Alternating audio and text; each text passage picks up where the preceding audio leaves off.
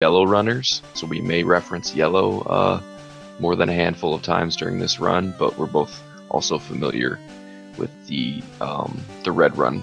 Yeah, we're more Gen 1 runners, so we can follow along red and talk about the strats for that too. Mm-hmm.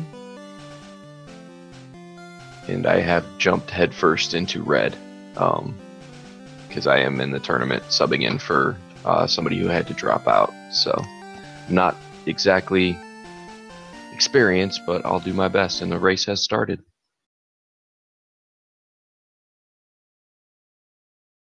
Here we go.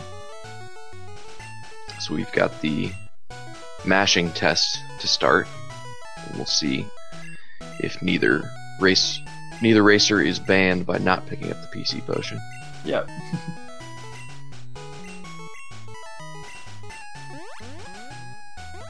Storm seems to be a little bit behind just because of the timers on screen. You can see he might have missed a little bit of mashing too, but it mostly looks to be the timer difference. Could be. I think Fiesel will work on getting those synced up soon. But even for now, they're not too far off. It's pretty close. And do not adjust your television set. Snorms is not running blue. He just changed his palette for this first section. Yep, since you have to change your palette for palette minute, you can start on a different palette and then change it to the one you want later. Mm-hmm. The palette for the first part of the game does not matter. You could go inverted if you want to kill people's eyes, up until the Nido Manip. And then the Nido Manip, everybody has to keep the red palette because of the frame perfect nature of catching your Nido.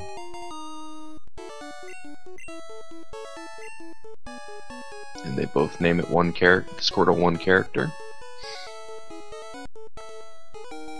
That's actually an interesting thing too, because the way the Nido manipulation works, if your Squirtle's name is a different length, it will throw off the Pokeball YOLO ball.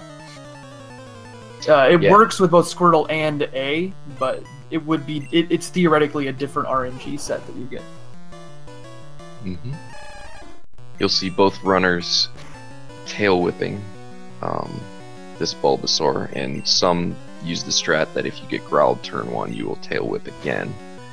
But you don't always know if you're going to get growled before you tackle, because it's a speed tie.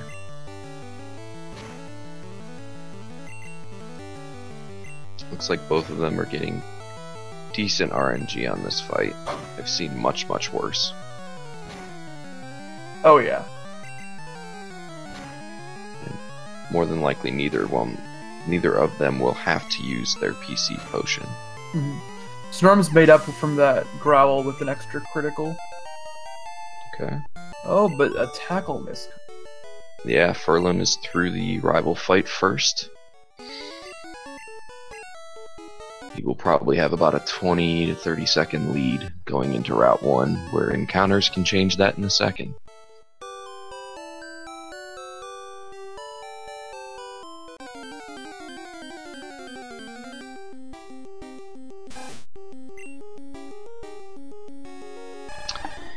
Yes, the runners of Pokemon Red Blue typically will run red because of the fact that the RNG save and quit manipulations are currently set up for red.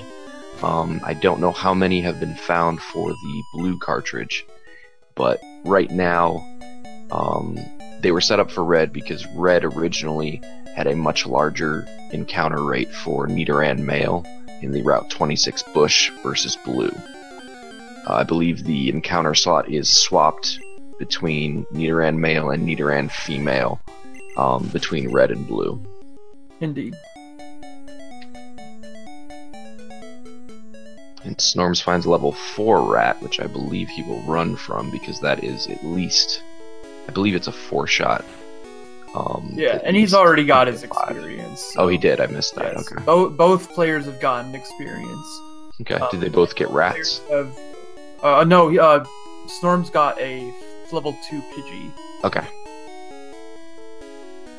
Yeah, the ideal experience encounter is the level 2 rat. because the rats can tail whip, which are damageless moves, while a level 2 and level 3 Pidgey both only have gust, so they will damage you every turn. And we've got Snorms with a little bit of a slideshow going on, but that feels Aussie for you.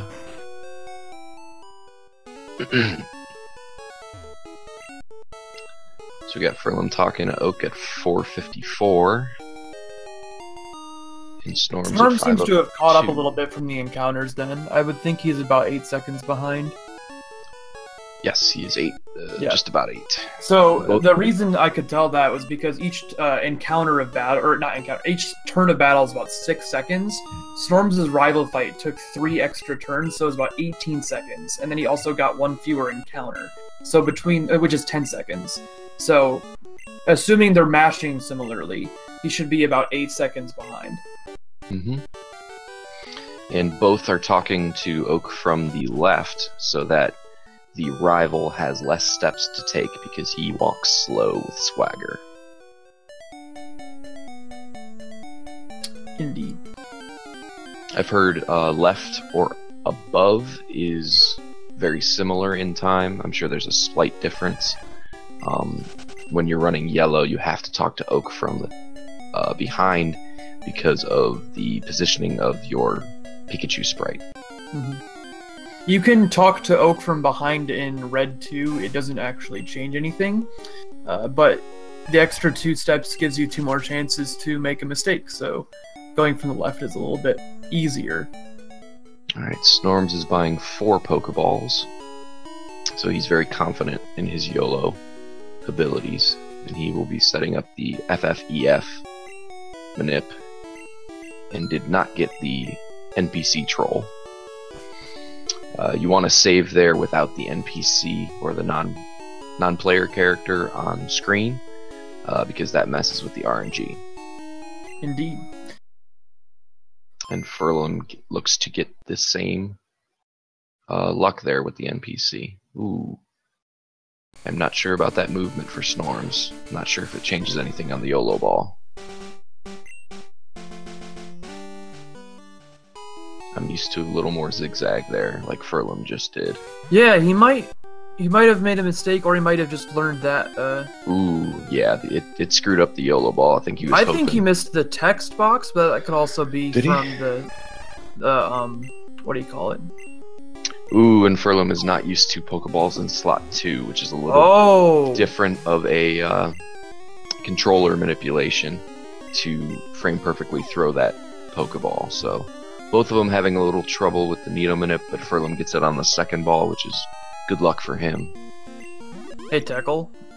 We've got Furlim pulling out an advantage from getting the YOLO ball on the second try. Alright, and Snorms corrected his mistake from the first time around and got his YOLO ball as well. Furlim picking up the Tree Potion. Even though he did not use the PC potion, can't have too many potions in a race, I guess. I've talked about starting a yellow tournament in September, but that's all preliminary. I'd want to get through the several tournaments that happened before that. Snorms opted to not pick up the Tree Potion, so that's I think it's a 3 to 4 second save because of the hidden item jingle. Yeah, so Callus, the way that the manipulation works, it guarantees also that you get the Pokeball catch. The reason that they failed there was some other execution error with the Pokeball throw. And also, there's something interesting going on right now because I don't think Snorms or Furlim did an extended Forest Manip, and because you're playing Frame Perfectly to get to the Niddo, you can continue after that to play Frame Perfectly to manipulate what happens in the forest and get no encounters. But neither runner opting to do that very high execution Manip. Snorms, who's on the left, he originally changed his palette for the beginning portion of the game. Both runners are running in a game of Pokemon Red, not Pokemon Blue. And with the Nido Manip, you cannot change the palette in order to keep the RNG seed where you want it to get the Nido.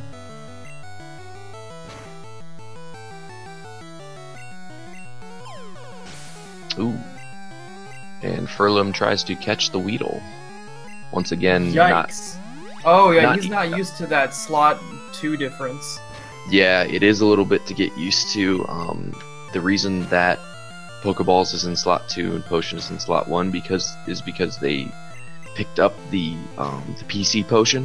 When you're running this for PB, usually you do not take that PC Potion because it's about a 5 to 7 second save, and you just pick up the Tree Potion instead.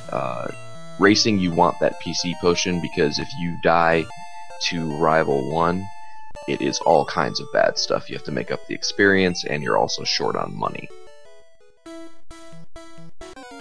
Now, Furlim here also, I believe, missed a range on that Weedle, because he did not 4-shot it.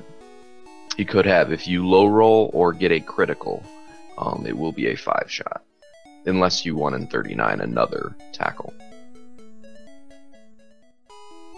Storm seems to be making some small execution errors. He might be a little tilted at this point for missing the first YOLO ball on the Nido catch, but he'll probably be okay. And Furlim choosing not to do early Mart because he got the PC Potion, picked up the Tree Potion, and also picked up the potion that's right in front of the Weedle guy.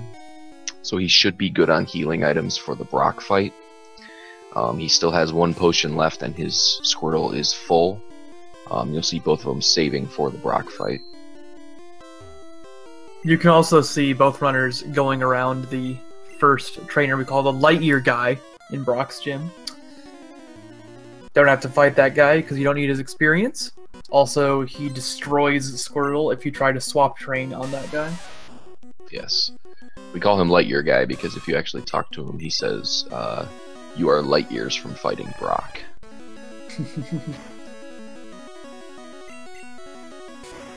So yes, Furlim's apparent advantage right now is actually a little bit of a...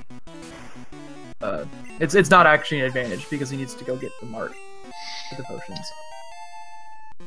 Both of them have good special Squirtles, as you see them both 2-shotting the Geodude with Bubble, which is good because if they get an Onyx Bide turn 1, they can just, or if they get an Onyx Bide on the same turn that they decide to bubble first, they can just continue bubbling. Yep. Continue bubbling. However, if you swap in and the first thing you see is Bide, you have to Tail Whip as Furlim is doing, because if you don't, then you are dead to a short Bide.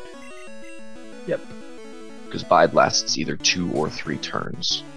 So Snorm's getting a little bit better RNG on the Brock fight and actually taking out a pretty significant advantage from that. You'll see them both, well, hopefully if they remember, because sometimes you do forget depending on when you go to the Mart. They'll be changing their options from shift to set because they will no longer need to use Squirtle in this run. Mm-hmm. Unless they have to switch out because of confusion or something of that sort. And the reason you usually do that in the Mart as opposed to the overworld is because opening the menu is actually faster inside rooms in Pokemon. There's a lot of lag in the overworld that causes the menu to take more time to open. So what Storms should do here is change his options in Brock's gym, but he forgets to do that and waits until he's in the overworld. Mm-hmm. It's fastest in the Mart, second fastest in Brock's gym, and then the overworld is the slowest of the 3 options. None of them giving more than, I don't know, 20, 25 frames advantage over the other ones. But as speedrunners like to say, you gotta save every frame you can. Yeah, save the frames. Kill the animal, save the frames. Oh, what's causing what? the lag. It could just still be something with his internet. Yeah, he upgraded his internet, but maybe he's still working out the kinks as to, okay, what bitrate can I actually stream at now? So on Route 3, for the first 2 fights, you'll see both runners leering the Pokemon before horn attacking. And that is to save the amount of horn attacks you actually have to use on the Pokemon. Because if you don't, you are very stretched on your horn attack PP.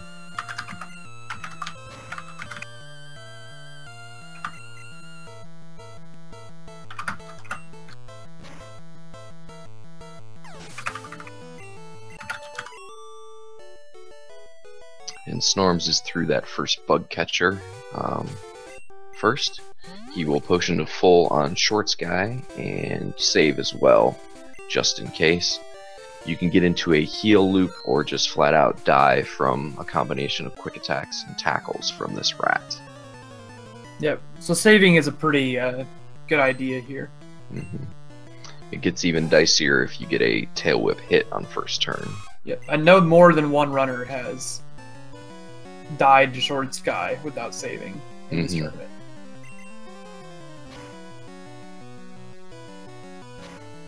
So he gets 2 damaging moves on turn 1 and 2, and then Tail Whip on turn 3, which is a pretty good rat fight. However, he will have to be aware that Wrap from this Ekans will do more damage now because of that Tail Whip. And just get Leer. Just get Leer. Yep, and he got Leer, so Rap's turn 2 will do even more damage now. I think it does up to 5, if I remember correctly. It's a pretty good amount that it can do.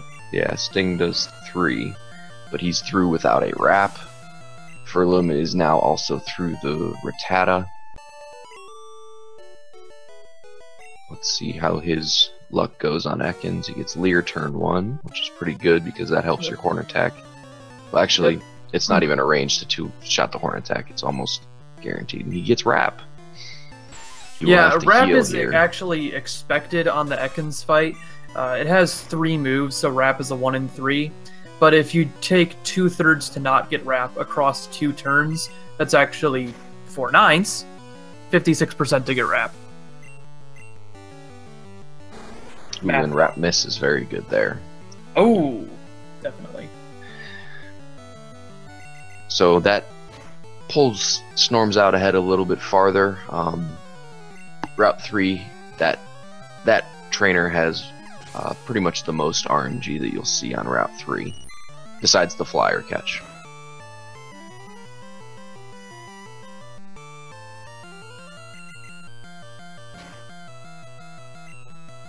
You like to see 1 string shot hit on this fight, but 2 string shot hits makes you speed tie the last Metapod, and if he gets a harden in before your horn attack, it extends the fight 1 turn. Won't be a significant difference here as long as he's got the horn attacks. I didn't take note of how many horn attacks were saved on the first bug catcher, because depending on string shots and ranges, you can Leer horn attack tackle both the Weedle as well as the second Caterpie. Yeah.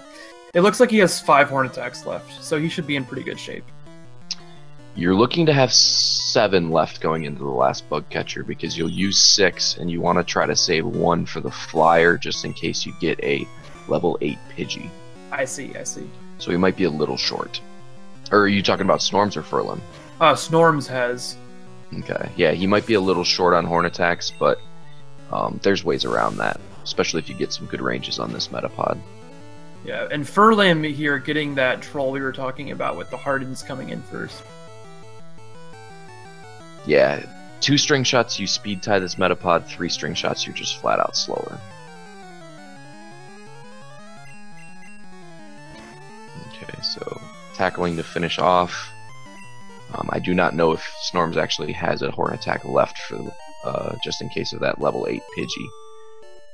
It just increases the chance of catching that Pidgey, and he may choose to even run from a level 8 if he does not have a horn attack. I do not know the expert strat on that. Yeah, with flyer catches, you really want to be able to hit the flyer below half HP. That's really the cutoff with the way that the formula works. Well, he gets a Pidgey, and it's level 6, so he'll tackle this.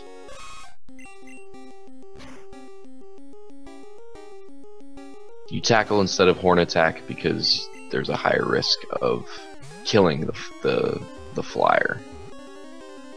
And tackle gets it below that half HP threshold. Yeah, he gets 1 breakout, which buying 4 balls could come to bite him.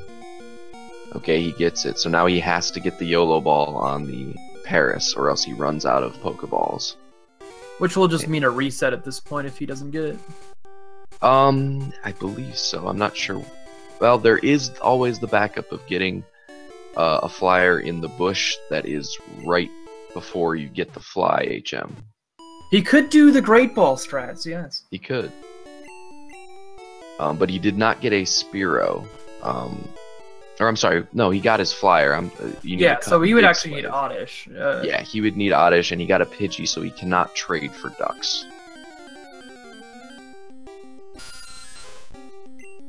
Alright, and Furlim gets his as well, also a Pidgey.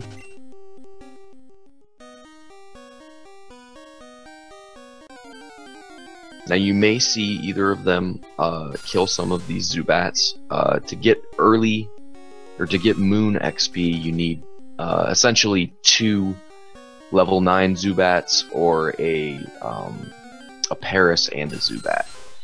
Now you do not want to necessarily try to fight a level 10 Zubat or above because they have Supersonic and that can be very slow and take down your HP significantly. There are some runners that choose to forego the Moon XP in general, because they do not see it being a significant advantage. All it does is it gets you Thrash 1 fight earlier, and it could potentially get you level 30 for the Rock Tunnel Oddish, but in order to get level 30, you have to not switch out on Top Hiker and split that Geodude XP. Yeah. Furlim getting slightly better in counter RNG to the Nerd, making him slightly less behind Snorms. I think he might be 25 seconds behind at this point. Okay. That critical is very good on the Magnemite because it lets you 2-shot it. Oh yeah, there we go. This Voltorb, you would like to actually see, there you go, Screech turn 1 because he is guaranteed to Screech on turn 2. And giving you that badge boost from the first Screech lets you 2-shot it. It's still a range to 2-shot it if he tackles turn 1. But that Screech turn 1 almost definitely guarantees the 2-shot.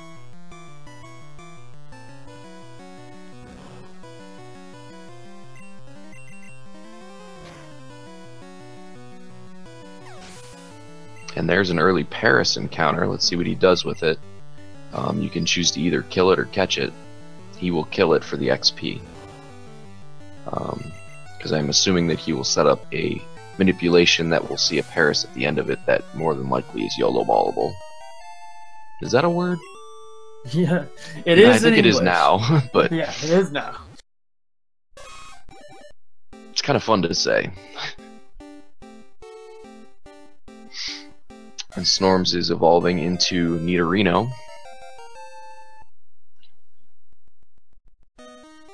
And saving for the Moon Manip. And he is choosing the Palette Manip, which is a little more difficult execution-wise than the first found Moon Manip. However, this one has a lot less failure frames. There's a 52 out of 60 chance to complete the original Moon Manip. And this one, I believe it's 57 out of 60 to get the Paris on the... let's see. No, 56 out of 60 to get the Paris on the tile and YOLO ball it. There's a 1-frame YOLO ball failure and a 1-frame YOLO ball Paris that is 2 tiles or 1 tile later than usual. Yeah, so Storm's here with his 1. Does Storms also have 1 ball left, I believe? Yes, he has 1. So both runners a little bit tight here, needing the manipulations to go exactly the way they expect. and he gets it on the original tile, expected tile. And that looks, well, from the slideshow I can't really tell, but yep, looks like he got that YOLO ball. Yes. So he, let's see, do you remember if either runner got poisoned on Weedle Guy? I don't think either of them Snorms did. has his antidote. I just saw it in his... Okay, so then he will not be selling, yeah, usually if you keep your antidote, you will sell TM34 in the Vermilion shop, but he will choose not to because he ran out of Pokeballs, and that's for bag slot manipulation. Yeah, I'm trying to get to that full bag. Furlim is doing the original Moon Manip, the one with more IGT0 failures. However, the execution is much simpler. And you will again see that there is a difference in palette for both runners until they hit Surge.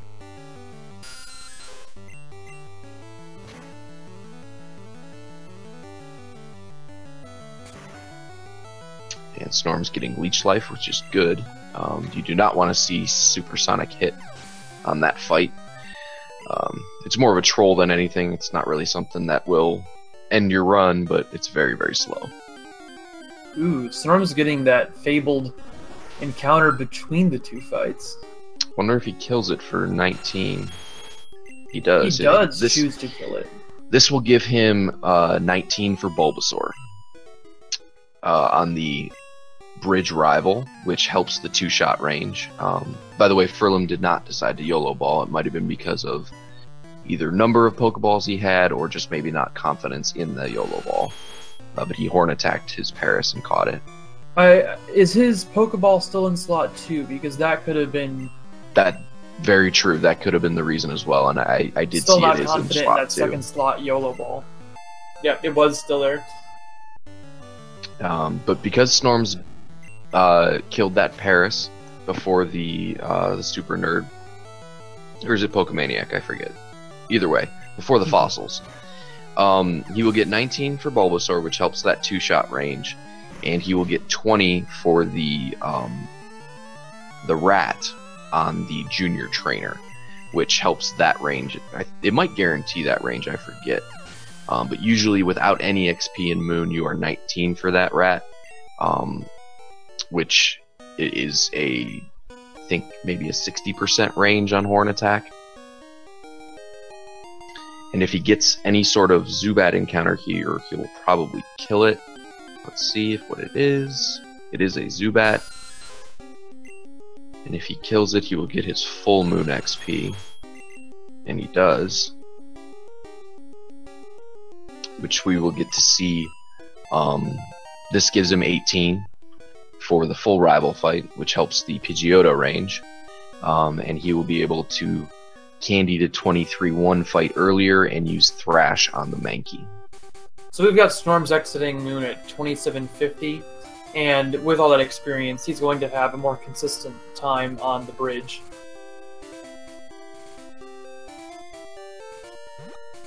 And we'll see if he forces no switch out on Top Hiker. I doubt he will. I don't think 29 for Oddish scares him too much. But he may also choose to Horn Attack the Machop twice and then start his Thrash on the Geodude to increase the chances of not having to switch out there. Since you're not getting any Mankey damage because of Thrash being a one-shot, you can usually take a little more damage on that Machop. Yeah, and with his current lead, he probably would be benefited by taking that safer strat and killing Machop in 2 turns. That is the second Clefairy that Furlim has found in Mount Moon. Yeah, Clefairy with the... Yeah. Both of them were level 10. Now, if we saw a level 12, that is the 1% slot. Very, very rare. Snorms is very familiar with that level 12 Clefairy because he likes to run a little bit of Clefable percent.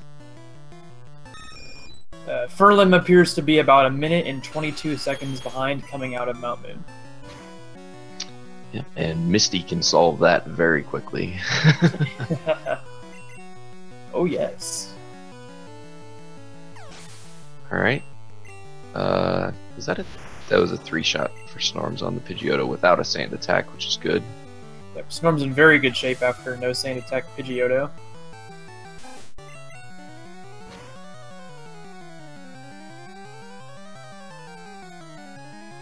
That Rattata does have Hyper Fang still in red, I'm assuming. Yes, it does. Yep. So that would be a very useful way to get red bar from this fight, is getting that Hyper Fang, but we don't see Hyper Fang, so we'll just see some safer strats from... And red bar after this fight can be a little dicey, because you do not one-shot without a crit the next Pidgey, and it has a shot to sand attack you, and then you're in all kinds of trouble if you're already in red bar and you miss a few horn attacks. Hi, Lost.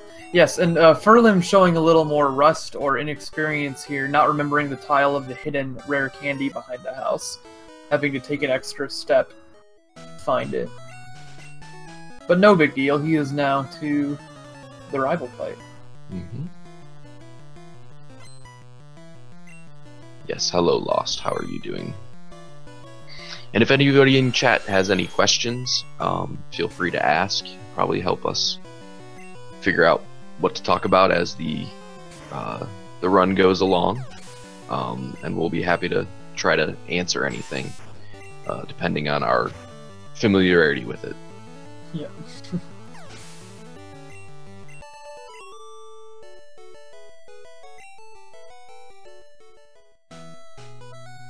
So I do not believe Furlim got any sand attack hits either, which is good.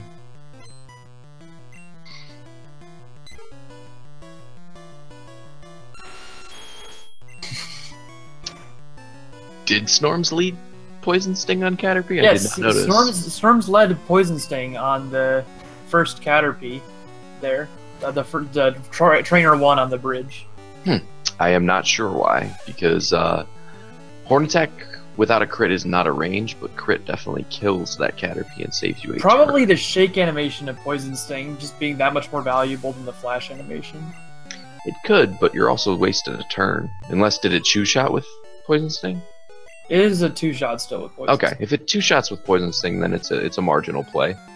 You might also be playing so that if you get a string shot from that Caterpie, it guarantees the Weedle range on the next poke.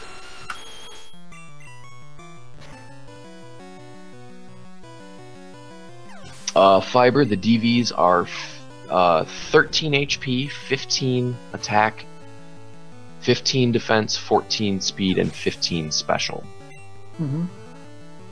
Which is, when we say FFEF, what we mean is that's the hex code for the RNG numbers. So FF is one RNG number you get, and EF is the other one, which expands out to 15, 15, 14, 15. And the way you get the HP actually is you have 8 HP if your attack is odd, plus 4 if your defense is odd, plus 2 if your speed is odd, and plus 1 if your special is odd. So odd attack, defense, and special means 13 HP DV. So Furlim did get a sand attack hit from this Pidgey, but he has not missed just yet, and he does not miss, so that does not hurt him, which is good. And he also has 20 for the Rattata. It looks like he has full Moon XP as well. So we'll see both runners candying where Snorms is right now to get to 23 and learn Thrash one fight earlier.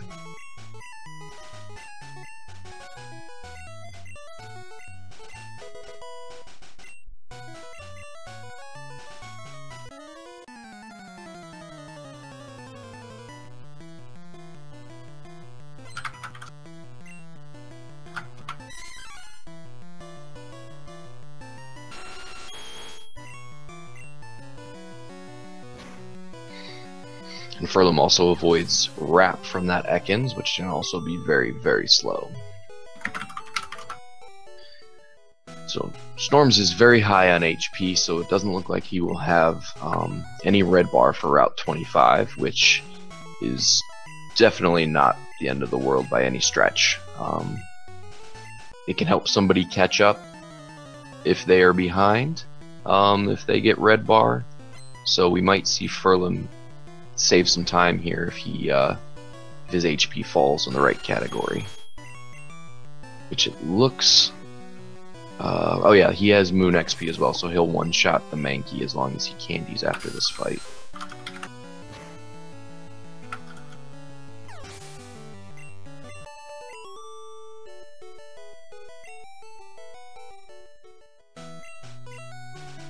And Snorms is through Nugget Bridge.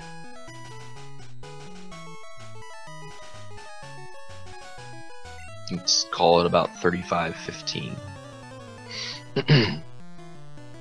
For a race, that's a totally fine time there. Maybe about 1.5 to 2 minutes behind where you'd want to be for a world record attempt. Maybe even 3 minutes these days. I've seen some low 32 bridges in the latest attempts from people. So Snorms decides to Leer and Horn attack the Machop so that he can use all of his Thrash turns on this Geodude, which is a, I think it's a guaranteed 3-shot if you do not get a defense curl. Where can you go to see the tournament results so far? Well, I will give you guys that link too. Oh. Yeah, when you do !red, it actually prints it out in the chat. There we go. Thank you. Splitting minute.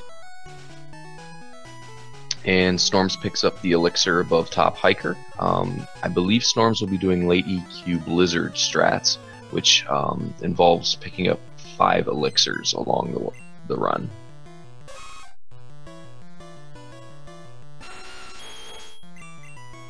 And we see Furlim finishing up the Nugget Bridge. So we had 35-15 for Snorms, and Furlim is going to be at 36-48. So he is 1 minute and 33 seconds behind at this point, but he has a chance to get red bar on this Route 26. Now, Osu, did you see if Snorms horn attacked twice on the Machop, or did he He Leer horn attacked, which is a guaranteed range. Okay. So you that can would either be horn attack twice or Leer and horn attack. Yeah, that would be a marathon safety strat, Sean Dragon. If you start off with Thrash on that Machop on the Top Hiker, then it's pretty likely to not have to swap out. But if you get defense curls, you end up needing to swap out a lot. So yeah, and Furlim decided to thrash in on the Machop, and he did get 1 defense curl, and he's now switching out, which will kill his chances of being 30 for the Rock Tunnel Oddish. But it is a very safe switch out, as you just bubble with Squirtle and you're good to go. And actually, I figured out the other day that if your XP on Route 1 is a level 4 rat, if you're forced to kill that, and you switch out on Top Hiker, Squirtle gets level 11. So you lose 3 seconds because of the level up jingle.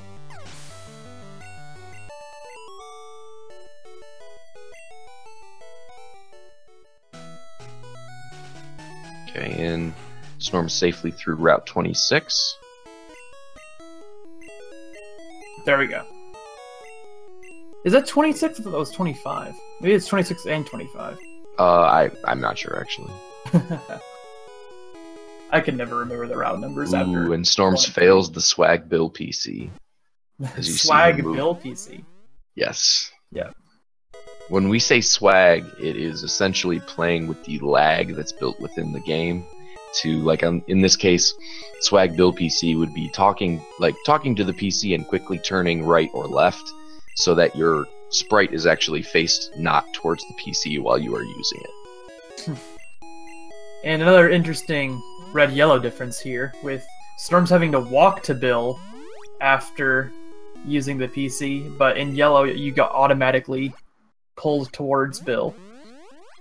Snorms is being extra safe because he probably he may have hit the stream up, and he may know that he has a decent lead. He healed to almost full for Misty, which makes him able to tank one Bubble Beam critical. Typically, even in a race, you'll see runners heal to above, let's see, you get a +3 when you level to 25, so usually you want to be above 41 when you escape rope out of Bill's house, and then you should be, if you don't get a peck from Goldeen, you are safe from everything except for Bubble Beam critical on the Starmie that Misty has. Ooh, and Snorms gets wrecked from that plan by hitting himself in confusion twice. Route 25, okay. So I am incorrect. Maybe I'm thinking Route 26 might be the Victory Road route. I'm not sure.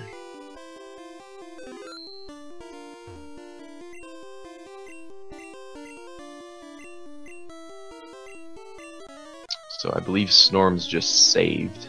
I was looking away. I think he saved, though, timing-wise, for Misty. Interesting that he would choose to save before Misty, but also to do all of his potioning before the escape rope. That might just be because you're already needing... Yeah, you're already in the menu to escape rope, so usually you potion.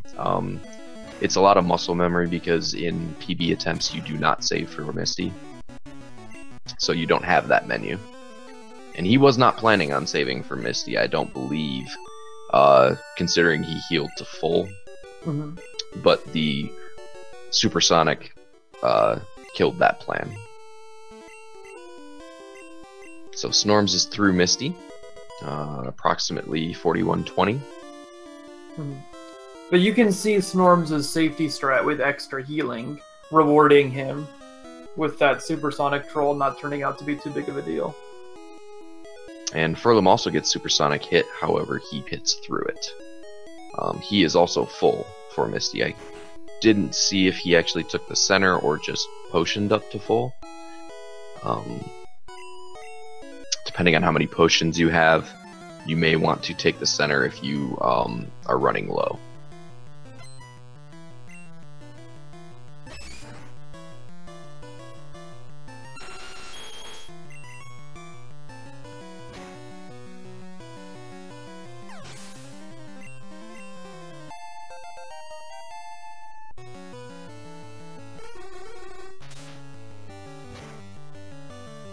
We get Steve Bubble Beam from Furlim. It's not a crit, but he does get the speed fall. If he gets a critical here, he's in trouble. He lives with 6. So healing to full definitely paid off for him. Not only can you tank a Bubble Beam, one Bubble Beam crit, you can tank most 2 regular Bubble Beam rolls. I'm not sure if the high rolls will kill you. You would have to take 2 max rolls, because I believe 42 is the max roll. Okay. Bubble Beam. And Snorms gets that full restore jingle skip in the underground. Another interesting bit being that the rolls for damage ranges come from 1 to 39 ranges, so the most damage you can take is always a 1 in 39 chance. And that is because in Pokemon everything is rounded down. Yep. And it's 39 because 85% to 100% is what the ranges are. So 85 to 100% is go within a 256-bit number. So 85% to 100%, 15% of 256 is 39. Gotta love that. Norms here, HP-wise, can choose to do a couple things going into Boat Rival. If he does not get... I mean, most likely if he gets a quick attack from this Raticate, he will heal. Use 1 potion going into Boat Rival. But if he doesn't, he can choose to either heal or potentially thrash the Raticate, which is a strat that I actually was told about yesterday after I died to Boat Rival. Now, if you thrash the Eradicate, there's a chance you will have to switch out on the Ivysaur and have it kill a slave. So we'll see what he ends up doing. If he does Potion, then he will more than likely teach Bubble Beam in that same menu. Bubble Beam is optional for Boat Rival. It helps you because of the shake animation, but you can it's not worth teaching Bubble Beam if you don't have to because of the extra menu. And you can just teach it on the cut and dig menu. Now, Furlim, interestingly here, went and fought the bottom trainer on the way to Vermilion before the top trainer. I've seen that before. I do not know the reasoning necessarily behind it. It might be to get an extra turn out of your red bar, or extra fight out of your red bar, because the top trainer has 3 Pidgeys who can all quick attack you, and he would have been dead to, I believe, if 2 of them quick attacked him, while the bottom trainer only has 1 poke that can actually quick attack you, so he was safe going into that fight, but not the top fight. I'm not agreeing with this play here, because he ended up healing anyway before the second trainer. So that is in the plan. If you have, he had, I believe, 10 HP going in. So he's just essentially sacrificing a couple YOLO grass tiles for getting for keeping red bar through 1 more fight and skipping a couple Pokemon cries, which I don't know the timing behind it, but I can see why you might want to, because he was going to heal no matter what, because he would have been dead to multiple quick attacks on this fight, which I'm not sure. Did he Gen 1 miss? Yeah, I'm confused to what he must have Gen 1 missed. According to Hammer, he Gen 1 missed Thrash on, I believe, the last Pidgey. So he had to do a little bit of improvising there. He did hit through Confusion, which is good. So he had to Potion an extra time because of a mechanic we call Gen 1 missing, which means that every 100% move, 100% accuracy move in Gen 1 has a 1 in 256 chance to miss because of coding and a mistake when using greater than or equal to sign. Yeah. Turns out 255 is not greater than 255. Therefore, you miss. It looks like Snorms did heal once going into Boat Rival.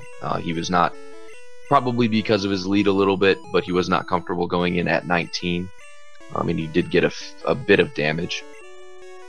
I did not take note of what HP he's at going into Surge, but that might decide whether he decides to Thrash the Voltorb or Bubble Beam it. Yep. In yellow, a Spearow is still the first Pokemon, so you can Horn Attack the Spearow, and then instead of a Kadabra, you have a Sandshrew still, I believe, is the difference. So you can Bubble Beam the Sandshrew. Yes, Hammer is correct. Every move has a 1 in 256 chance to miss. However, moves that are less than 100% accuracy, when they miss, we do not know if it's a Gen 1 miss or just a planned miss. So if you want to, you can always assume that every miss in the game is a Gen 1 miss. Oh! Furlim is dead. Ooh, and he died to Boat Rival, which I believe his last save is Misty. I did not see what he did there. Did he get a couple damage moves from Pidgeotto? Hyper Fang critical from 27, and then a tail whip, or was it 27? I'm not exactly sure what his HP was. But that took him to 4, and then he got Quick Attack, Eradicate. Okay. And he's having to have his team die out now. This is not good. A little bit curious. I'm not. It's probably a little faster. He will have to. We got a level 10 Pidgey on the board here. Oh boy.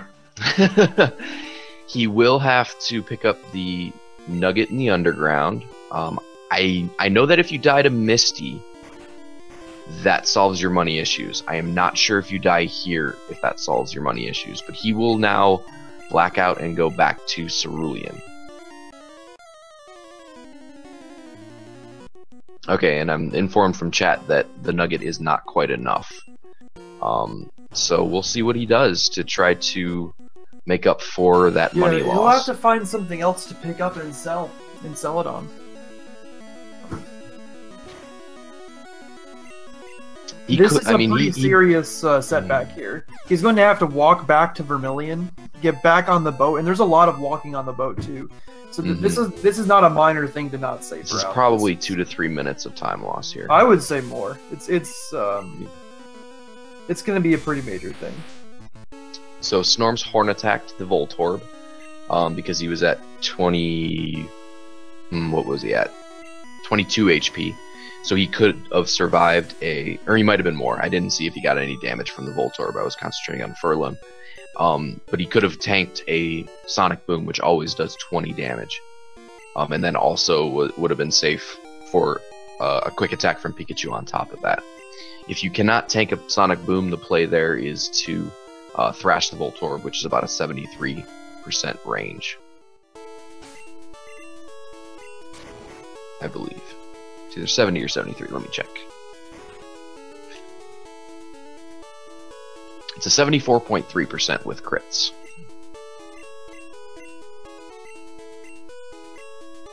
Another interesting note here, Storms is going to be able to dig out of the fan club where you get the bike voucher, and this is another difference between red and yellow, where in yellow you can't dig out of the fan club, you have to go down to Diglett's cave. So going to the fan club after Surge, very important in red, not so important yellow. Yeah, in yellow you can do it before or after, it makes no difference time-wise. It's the same exact number of steps. Storms does get the little girl troll, so he can't buffer getting the bike voucher.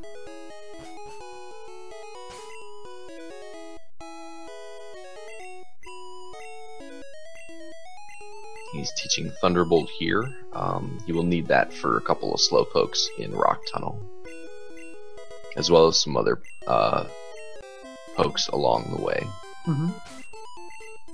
Also appears to have gotten a pretty good fast poof, where you can hold B during that poof jingle. Actually, I learned in red, all you have to do is when you select the move to teach over, you hold A. All you do is there? Okay, wow. That's different. A lot easier to do. It is. It's all those fun menuing techniques I've been learning while learning red that I wish were in yellow. Yes. Yellow, pretty much, there's no way to frame perfectly menu anything.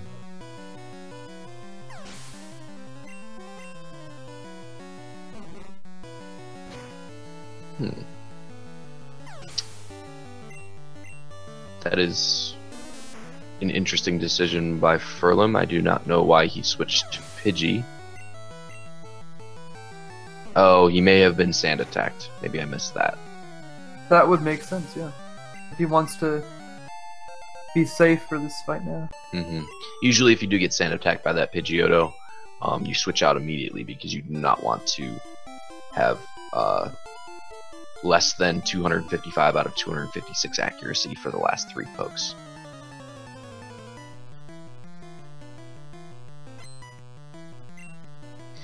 So there's all but no chance for Furlim to have red bar for the fly split. Snorms, I would imagine with the lead he has, will probably not manipulate red bar in Rock Tunnel. However, it is a little safer to do since he will be 30 for Oddish anyways. Trying to think, I think the play here would be either you try to get Bone Club, or you get Bone Club from the Cubone and hope to God it doesn't crit, or you could potentially manipulate for Confusion on the second Slowpoke. That would get you a little deeper red bar, but still, I believe, without quick attacks, be safe for Tower Rival. I would go with the second Slowpoke red bar if he's going to do it, but we will see. I would too, because of the crit chance. Slowpoke has the lowest crit chance in Gen 1. So with that crit chance being based on base speed, Cubone is much faster than Slowpoke. And therefore it crits a lot more. And Storm's not opting for the Cubone red bar, so we'll see if he goes for the later red bar. I think it's a little over double Cubone versus Slowpoke. He thrashes this first Slowpoke. Gets the crit but no kill, so he is manipulating red bar. And he gets through it without confusion, so it's success. That would have been quite interesting if he crit the Slowpoke and did kill it, because it would have wasted his first opportunity at that red bar. It would. Now he could have gone with it here also. I prefer to bubble beam the Slowpoke.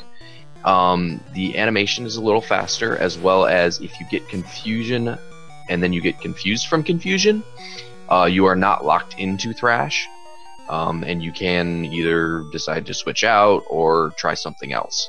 But if you thrash the Slowpoke and get confused from confusion, you're locked in and could kill yourself.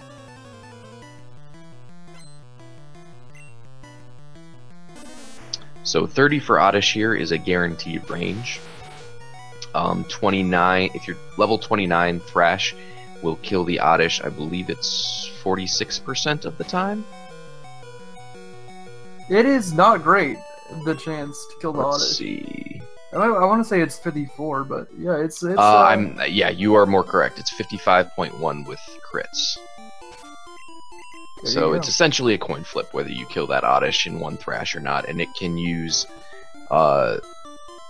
Stun Spore, which will paralyze you, which is bad, and also the worst, in my opinion, is Sleep Powder, which you're locked into Thrash, so you cannot even switch out or full restore.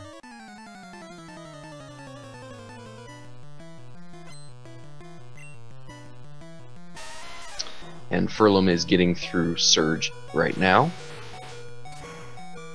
He did Bubble Beam the Voltorb twice. He is leering the Pikachu, which may have just been an input mistake. Yeah, that doesn't seem... I don't know what that would do. I don't think that was a planned move use, because he's way high on HP, so it wouldn't be anything like you're manipulating for quick attack. But he is through Surge now, and Snorms is finishing up the last trainer in Rock Tunnel.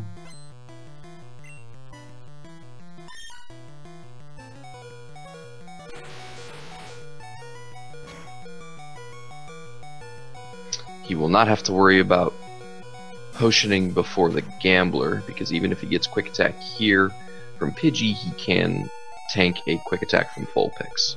He does not get that. So barring a quick attack from Vulpix, he should be on good HP going into Tower Rival and carrying that red bar throughout almost all of the Fly Split. Furlim's mistake costing him up to 5 minutes here, it looks like. With the death. If you want to call not saving a death, you know. There was some RNG involved in getting that quick attack. He could have chose to potion after that Hyper Fang crit, and that probably was the correct would have been the correct play, because not only can you get quick attacked from the Raticate, but you also there's a 50-50 chance to get Vine Whip from the Ivysaur if you do not crit it. So he would have been dead to Vine Whip as well.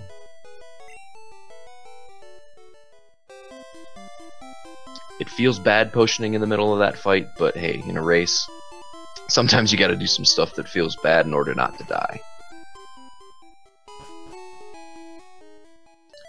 So we'll see Snorms not going for the time-saving elixir from above.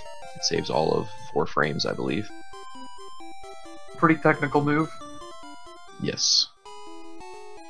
But yes, that elixir in the underground is approximately, 12.5 bike pedals from the right wall.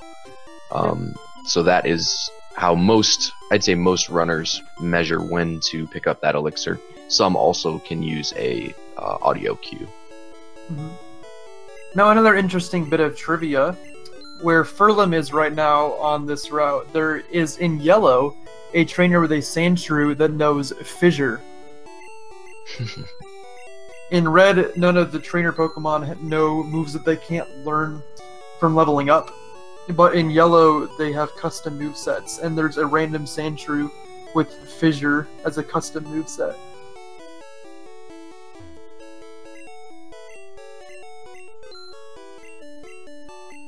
And Snorms will be using the, as DeBombstew terms it, exploit. Or maybe it was one of the other commentators that termed it an exploit, as he picks up the Pokédoll to use in Pokemon Tower.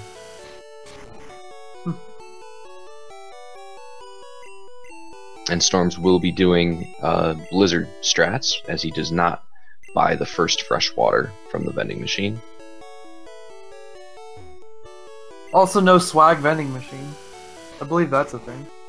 I think so. I think any non-player that you go up to and talk to, I think there's enough lag to do a swag. I'm not good at any of them, so you probably will not be seeing me do anything except maybe one swag boulder in my runs. Yeah, I believe the Fissure Sandshrew thing is from the anime, but I can't remember exactly why that went down. But Furlim is about to enter a rock tunnel, so he is continuing to progress as Snorms carries this lead. Mm-hmm.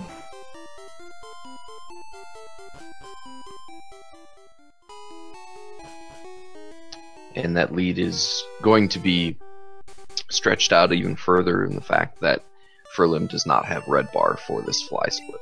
Mm-hmm. And Furlim also opting to repel before entering Rock Tunnel, which is not optimal. We recently discovered it is more optimal to enter Rock Tunnel first, and then while you're biking down the first tile, buffer opening that menu to use a repel. So Snorms just taught Horn Drill over Thrash, which will guarantee that he's going to X accuracy and Horn Drill the Arbok in Silphco. I am more of a fan of Thrashing, because if you X accuracy and then get Glare, you are paralyzed and slower than that Arbok, and you can choose to X speed, but you could get Leer, and then your X speed's gone. So it's a little, it's just different in the risks that you take. If you Thrash, you're pretty much locked into the Thrash. The Thrash is a little over 60% chance with crits 2-shot, and if you get Leer in between the first and second turn of Thrash, you're all but guaranteed to hit the range. So it's just a matter of preference at that point. Yeah, it just seems to be something a little bit not great for a race strat. And the reason that he taught Horn Drill over Thrash is so that he can keep Rock Slide for Sylph Rival. If you Thrash the Arbok, you can then Horn Drill ×5 Sylph Rival. But if you Horn Drill, then you have to Rock Slide the Growlithe, which is not risky because you have an X-Ack in place. An X accuracy is an X item that actually removes the concept of accuracy from the game for that fight, and every move that you use will hit exactly 100% of the time. It removes the Gen 1 miss possibility. Now you hear us talking about red bar a little bit, and I just noticed that we had not explained that at all. Some of chat is probably familiar with it, but red bar is a term that essentially, when your Pokemon is 5 out of 24 health or below, which is approximately 20.8%, the game starts the wee-woo sound that essentially overrides and most other sounds. And in Pokemon Red, when that wee-woo sound is playing, all Pokemon cries are skipped, and you can select moves and such before they are over, and death cries are also skipped, so it saves quite a bit of time. Oh, and also any level up jingles that happen within the fight are also skipped. If they happen after the last Pokemon of a fight, you still have to hear them. Yep, that's a big difference with Red and Yellow too, where Red gets those Pokemon cries and Yellow does not. So Yellow getting so much less value out of it that it's really not worth it to play for it intentionally. Better to let it come if it comes. So Snorms hits his first 2 Rock Slides, Rock Slide being a 90% accurate move. Yep. And if you miss, you can get Lick Paralyze from these Ghastlies, and on the first 2, if he missed and got Nightshade, he would have died, because Nightshade does exactly the amount of HP as the level of the user. Yep, so some value coming from a save before the first channeler where you're in red bar and that miss could... Nightshade would guarantee you dying. But less value saving later, and Snorms does miss, does not get paralyzed by Lick, misses again into Nightshade. And he is turning into Daily Snorms here. Yes, this is the Daily Snorms.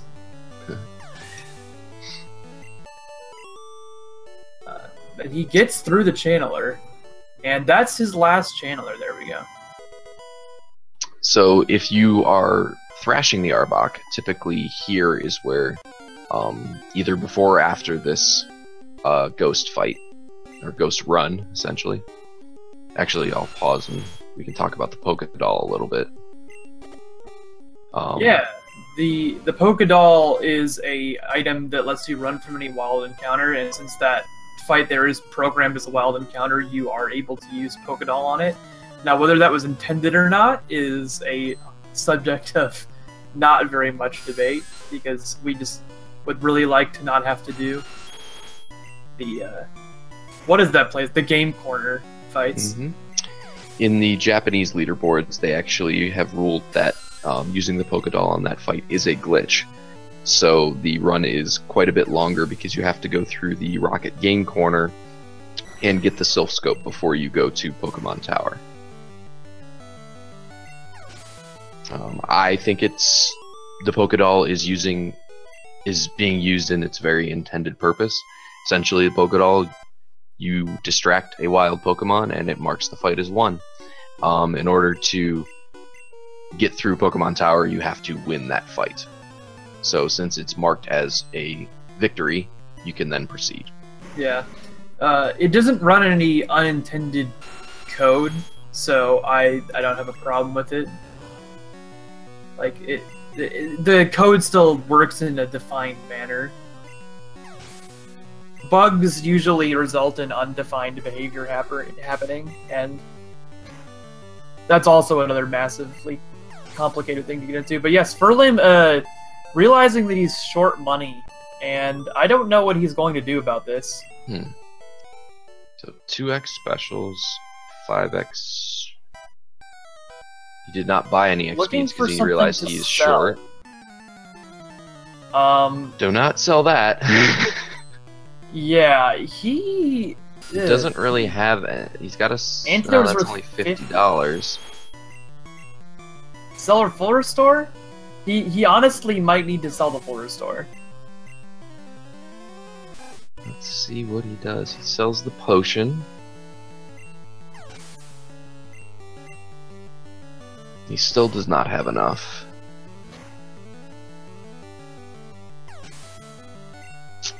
How many speeds? He can survive with that. He can survive with 4x speeds if he X specials Agatha. He's selling an X accuracy to go to 10x, buying another speed. With which 10 is the minimum amount of X accuracies you can get through the late EQ Blizzard route with. Most runners will buy 11 or 12 because of a couple places you can either manipulate red bar with or stall a turn on a poke. So Furlim appears to have the minimum number of X items he will need now. Whether that will allow him to get through the run fast, possibly not. Yes, so that locks him into, I believe, thrashing the Arbok. This is all assuming that he is doing late EQ. I have not seen any of his other runs, so I believe he is, but I'm not sure.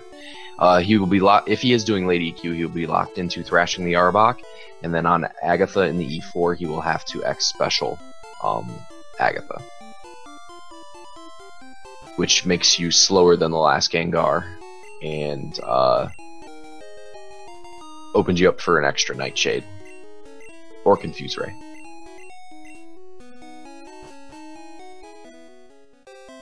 Furlim's having some trouble with his swaps here. Also, excuse me, I believe forgetting to teach Fly the first time he went down to the bottom of his menu.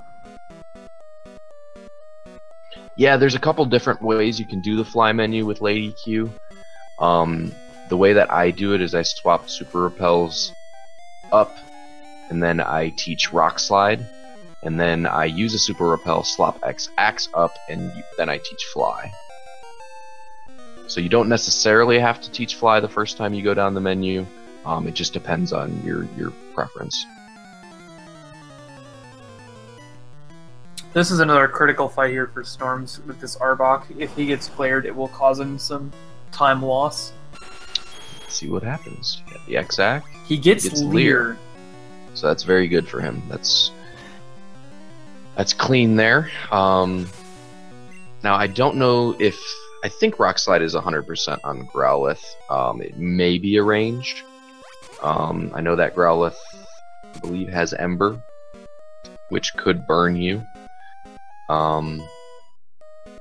But burn is not a problem at this point, because every damaging move that you do after that in Sylph is a special damaging move, not a attack damaging move.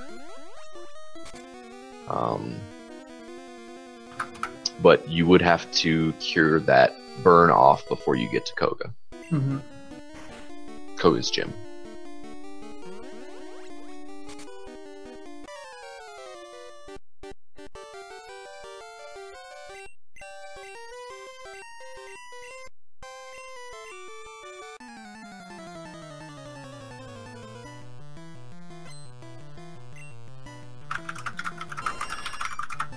So Furlim is through Tower Rival, and he will start on the Rock Sliding of the Ghastlies.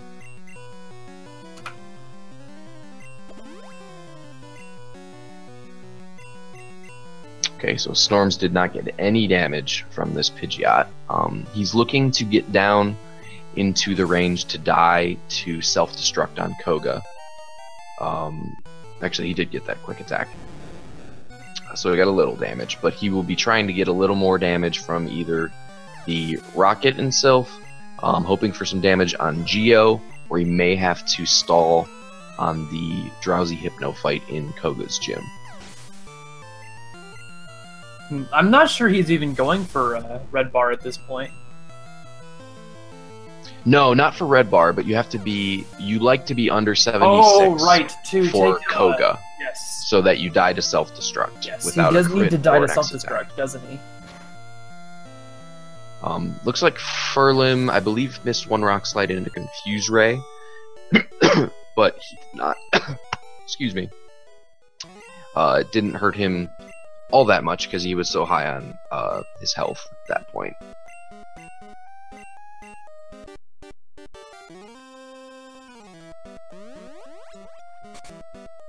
So you'll see Snorms stall a little bit on this fight. There's a couple places you can stall.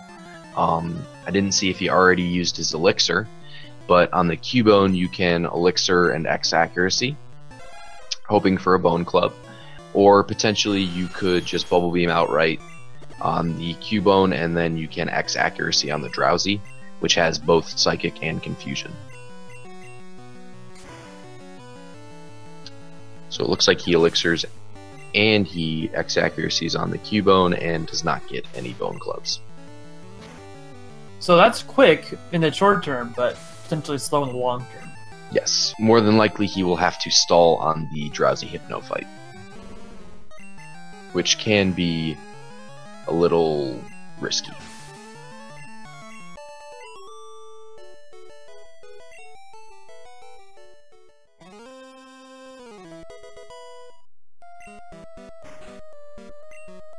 No, Furlim doesn't actually have Rock Slide. I believe he Rock Slide skipped to make up for the money problem. Oh, okay. That's not the worst decision. No, and especially with not with being at full, I believe. Yeah, so, his HP definitely allowed him to Rock Slide skip. Yeah. And Snorms gets guard spec from the Nidorino, so once again, no damage. Now, the next hurdle, which I think I have seen Snorms do this once, but the old strat had you dig out right after Giovanni, and now with late EQ, you actually do not, and you have to go back to the 10th floor. So I think it was Paper Guy who actually dug out anyways, and then had to go back to Sylph later on. So we'll see if Snorms remembers, which I would say he probably will, but who knows.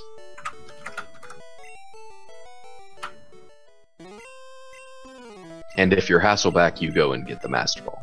But neither of these runners are Hasselback. And Snorms remembers not to dig out.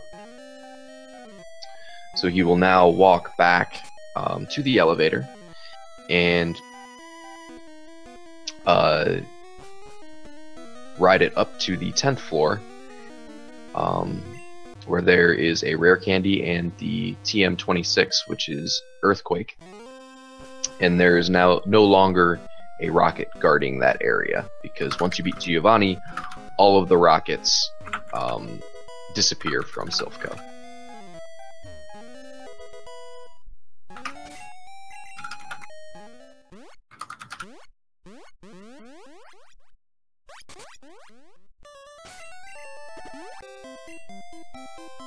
So Furlim is finishing up Pokemon Tower, and will be getting his Poke Flute shortly. Snorms is doing a quick menu and playing the Poke Flute to wake up Snorlax.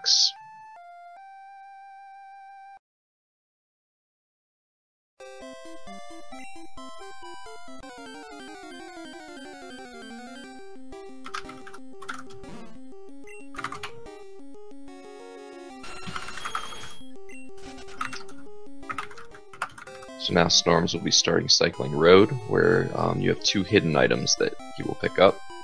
Yep, gotta get that rare candy. First being the rare candy, and he does it without a pause. And then down a little further, which I think is the more difficult of the 2, is picking up the PP up, which he has to go left 1 tile Of course, his stream pauses, so we will not see him pick up the PP up. But I believe it's either 6 or 7 flowers down from that that trainer right there. And it is a hidden item. And the PP up just adds 1 PP to a certain move. And Snorms has gone black. And it has reverted back to him getting up the rare candy. I hope he did not blue screen, but he has been known to at some points before.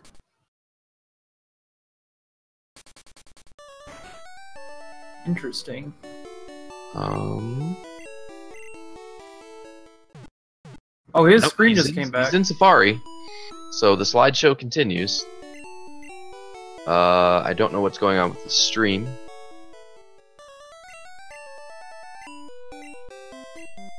But we will keep you posted. There we go. Okay. And they're pretty much synced. So, all right, good. Snorms did not blue screen, so we will not have a forfeit just yet. He is now going through Safari, where he will, I believe he does the PP up and Earthquake menu in Safari, so we will get to see that in a slideshow form. And he does pick up the full restore, I don't believe he used his other full restore, but just a good safety play, you know. It's only no a couple steps out of the way, and potentially in a race format you can both full restore for Agatha and then have it on champ instead in the case of Sky Attack. But you will also soon be picking up the Gold Teeth, as well as going to the house and picking up the HM for Surf. Ooh, left Gold Teeth. That is a new one. I have not seen that before. I have only seen that from Real Raz, I believe. So okay, that's an innovation that. I'm not sure if that saves any frames. I would guess no, but we'll have to ask him about that in the post game interview.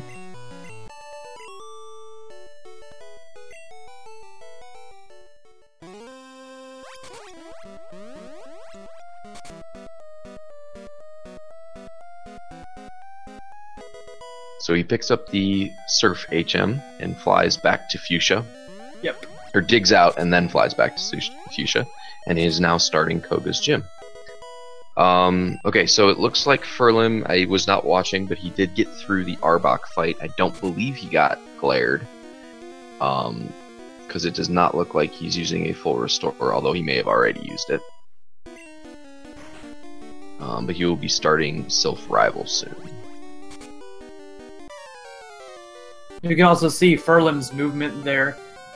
This is an older strat, but it's still a good one to walk up and then give Rival space to walk 2 steps right to the teleport pad. If you go directly left, then after the fight, the Rival will then have to walk all the way around you, and it takes about 20 minutes, so you lose your race. Yeah, it's banned. So banned.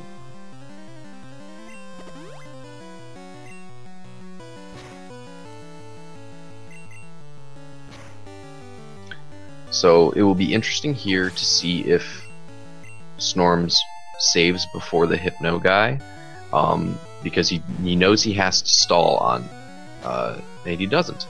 He knows he has to stall on Hypno, and there's a couple things that could happen that will throw things a little out of whack. There's not a very good chance of him dying at all, but the chance is there because of RNG and how he has to play this fight a little bit. You will more than likely see him either Thunderbolt, Bubble Beam, or X Accuracy this Hypno. There's the Bubble Beam. Yep. He chooses Bubble Beam, and Hypno disables Earthquake. That's exactly what you don't want to happen.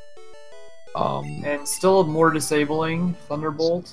More disabling, and he still has not got There's the some damage. confusion. Okay, and he now is safely in range to and disable no more. So he saved an Earthquake on that fight, so that's good. But he's well within range of dying to self-destruct. So that was the objective of not Earthquaking that Hypno. So mission accomplished. So Storms will now be able around, to die to the self-destruct from the Wheezing, which will allow him to Rare Candy revive his Nidoking, and that will allow him to be in very low red bar for most of the rest of the run. It pretty much, if you use 3 Rare Candies to revive before you go to Cinnabar Mansion, it guarantees red bar up until the Bruno fight, where if you do not get any damage up to the Bruno fight, you are hoping for damage on the first Onyx, and then that will carry red bar through the rest of the Bruno fight. Yeah. But it does make Black Belt in Giovanni's gym a little dicey, because if you get Karate Chop crit, you are dead. But let's see. That Machoke has 4 moves, plus the trainer has an X attack. And Karate Chop is not 100% to crit from that Machoke. So it's a low percentage chance, but if you do get Karate Chop crit, you are guaranteed to die.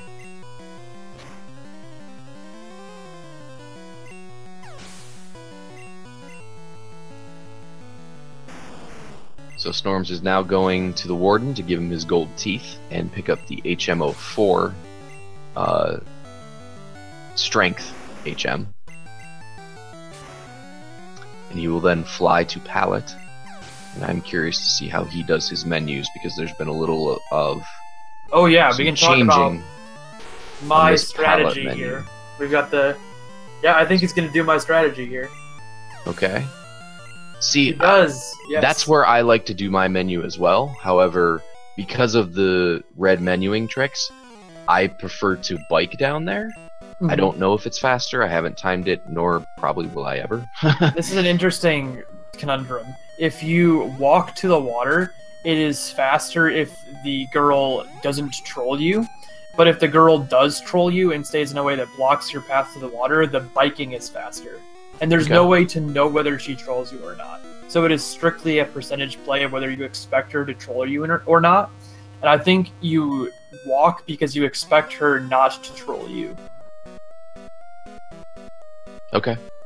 Now, so the reason you do this play of waiting to menu after walking to the corner of the water is that if Storms walks frame perfectly in the mansion, his repel will last to the exact tile he needs when he gets Blizzard.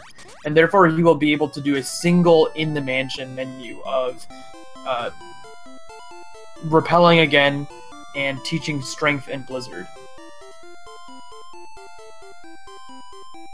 He will also need to candy at some point.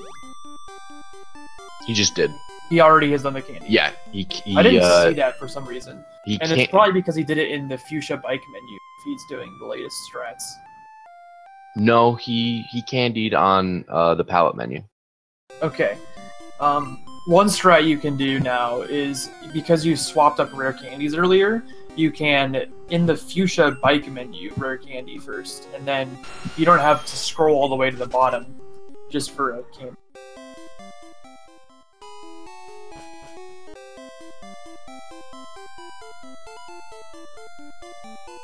Yeah, there's a few different ways you can do this.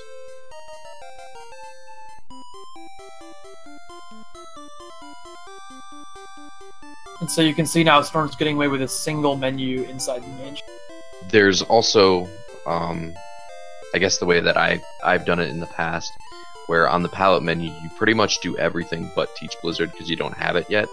What I've done in the past is super repel, then scroll down, use all my rare candies, then I do an X special switch, and then scrolling down, teach surf and strength, and then leave my cursor on cancel, so that when I'm in the mansion I pick up Blizzard and my cursor is already on Blizzard to teach it. So there's a few different ways to do it where you're manipulating that menu.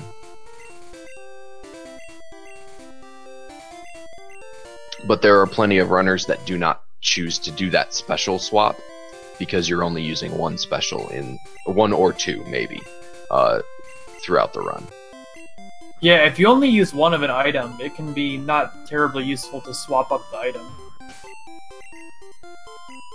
I don't mind it because I'm already scrolling down to teach the HMs.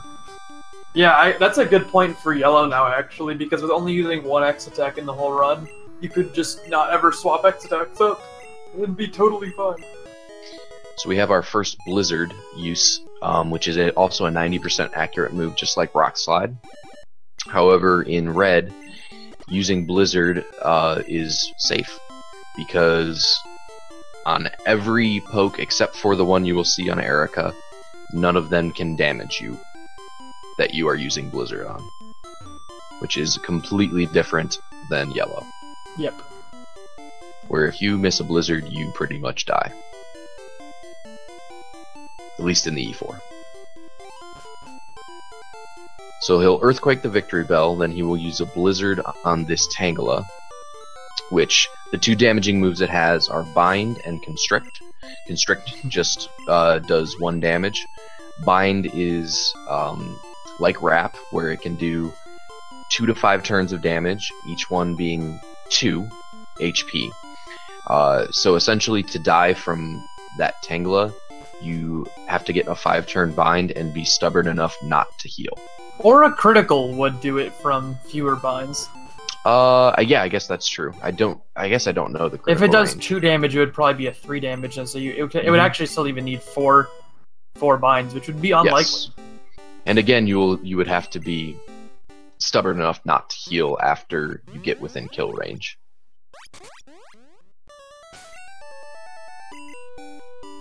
So now we are on to Blaine's questions, which the answer to all of them is yes, as you can see. The questions are a little bit ambiguous as well, because Caterpie does not evolve into Butterfree. There is a Metaphil in the middle. Yeah, which, whoever find these questions, man, come on.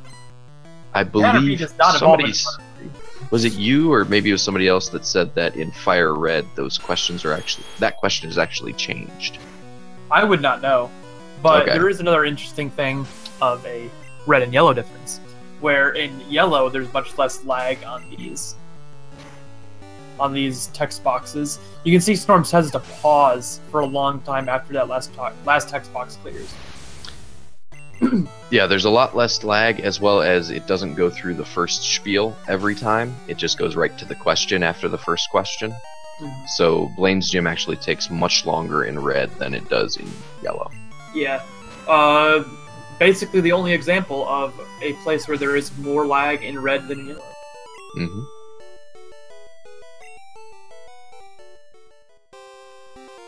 I mean, and then there's also the Poliwag question, because it says, does Poliwag evolve 3 times? Which there are 3 different evolutions in the Poliwag, Poliwhirl line, Poliwrath line. However, if you think about it, that poke only evolves twice, from Poliwag into Poliwhirl, and Poliwhirl into Poliwrath. So it's also a little bit of an ambiguous question, because the answer is actually yes to that as well. Yeah, Wait. Yes, it is. right? I'm sorry, what was that? Is the answer yes? No, I think the answer is no to that. The answer to the last one would be no. The correct answer to the Poliwag question is actually no. So it does not evolve 3 times, but there are 3 evolutions in that line. So Yeah, hence the ambiguity. it's a strange one. This is an example of interesting AI on Blaine, because the Growlithe, which is the first poke, can only use agility, because it is a psychic move, and psychic is super effective against Nidoking. However, what the racers are actually hoping for is that Blaine decides to super potion a fully healthy Growlithe, because if he super potions, then you can Horn Drill on the first turn against that Growlithe. If he agilities, then he is faster than you, so therefore Horn Drill will not hit him. So you then have to Earthquake, and you not only go through another agility turn, but you also have the slower animation of Earthquake versus Horn Drill. So Furlim is now dying to self-destruct, as we saw Snorms do. Yep. So he is through Koga. Storm's starting Sabrina as Furlim ends Koga. Oh, he got TM6. Toxic. Yeah, so we must have missed some... Oh, well, he did have to sell a couple things. He sold some items that he didn't want to, so that would cause that. So he got the PSR TM. Not saving for Sabrina in 2017. What is this? Yeah, this is one of the fights that a Gen 1 miss is almost definitely fatal to your run. Especially if it comes on the Alakazam.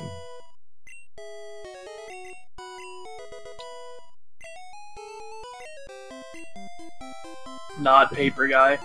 Indeed. Yes.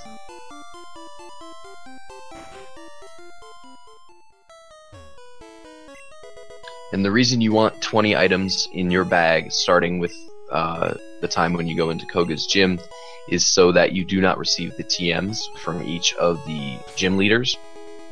And not only do you get a jingle when you receive the TMs, but they also talk about it a little bit. Which is just super annoying. It is very annoying. I think... I'm trying to think who talks the most. It might be Koga out of the last 4 or 5 gyms. Out of the last 4 or 5, yeah. Brock would yeah, I was gonna say none of them talk as much as Brock, anyways. So I don't know when the routing is to have a full bag at Brock, but we'll see.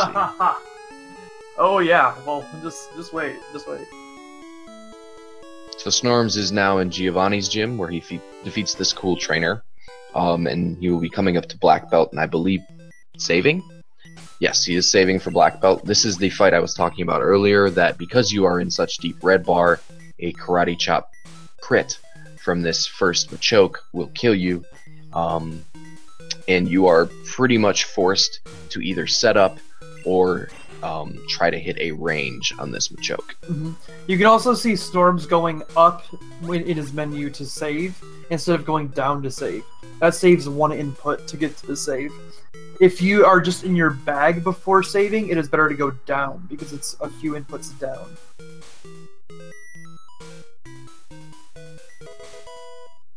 I did not see what move he used, but he did not get a damaging move from the first Machoke, so he is safely through black belt. Yeah, I'm not sure what audio you guys are hearing. I do not have any audio on right now, so I can hear Travis, but I'm not sure which audio you guys are hearing. I would imagine it's probably Furlim because of the stream problems that Snorms is having.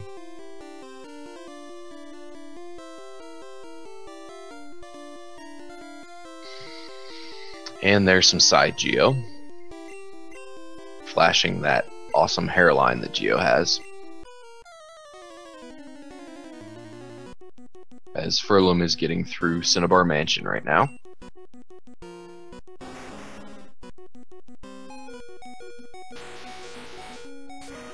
So Geo is another instance of, I'm not sure if it's good AI or what have you, but taking advantage of a Pokemon that will only do 1 move that will never actually hurt you.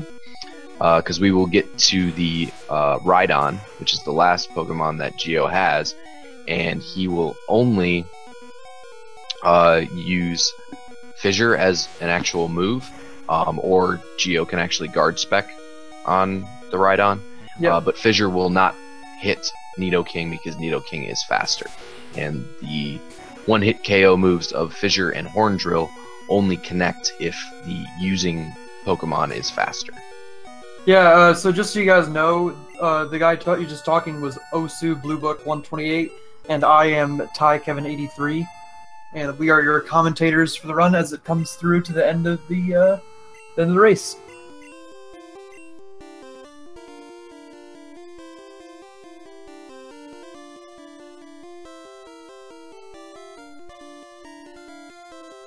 Travis Pastrana. I don't actually know any of the. I know there's some country singers named Travis. Travis Pastrana was a X Games star. Oh, I see. I believe motocross and BMX. I think he did. Oh both. yeah, Randy Travis.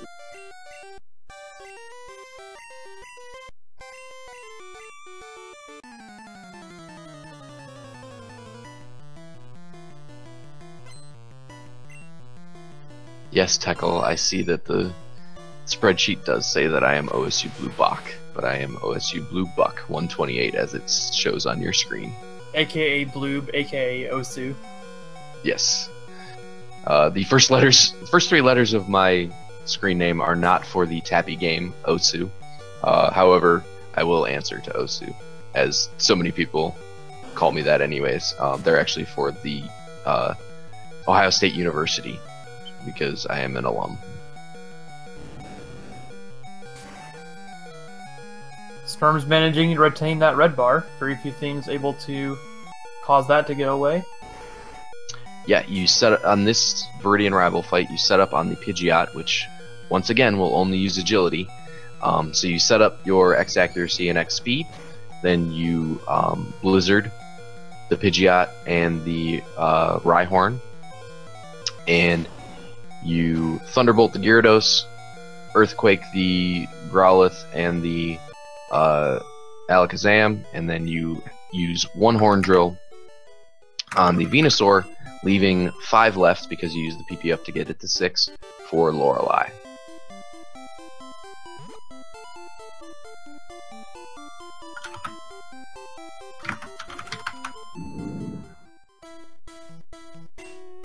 Yes, another nickname that Tekel has given me is OBB, which I will also answer to. Although since I've never heard Tekel speak, I've never actually heard it said out loud. Has anyone heard Tekel speak? Maybe he's just a bot. Yeah, I think Tekel is a bot. Dude, you can have Toledo. Anybody not in the know on that? There was a war between Michigan and Ohio at one point. And you didn't see it, but Toledo, both of us put our finger quotes up when we said war. Yeah, quote unquote.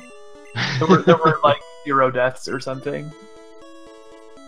So, there's a long in-joke about Ohio and Michigan tensions, which only exists in college football rivalries anymore.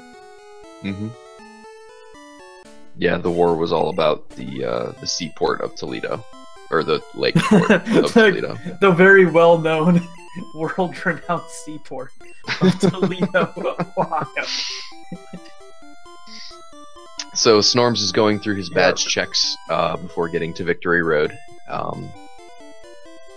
I've always wondered how one gets a job to tread water forever, waiting to see if a trainer has a badge. So he's now pushing boulders. We'll see if he does any swag boulders, as Furlim is finishing up the lane right now, and we'll be heading to Sabrina next. Yeah, Furlim died to Boat Rival, and then there seemed to be some more issues that stemmed out of that between a lot of menus, because of the bag problems of selling different things, caused him to have other issues throughout the run, leading to a pretty significant lead for Snorms coming into the Elite Four. Yeah, although I do think that it's my opinion that Furlim did handle it decently well, as that's usually just a place in any attempt where you just reset.